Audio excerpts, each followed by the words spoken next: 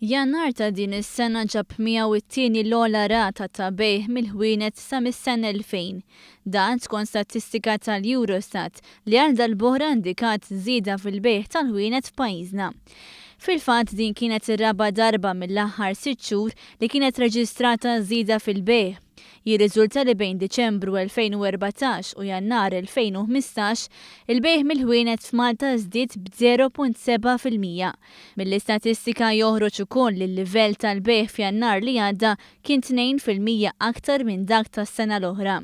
Dan kien it-tielet xahar konsekuttiv li fih kien hemm iktar bejgħ minn dak reġistrat fl-istess xahar tas-sena preċedenti.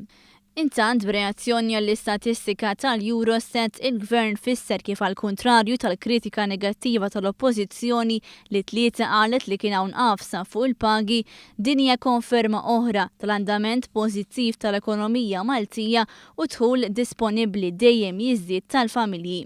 Il-Gvern tenna l-impenn tiegħu sabiex ikompli jaħdem favur it-tkabbir tal-ġid nazzjonali li jkun jilħaq lil kulħadd.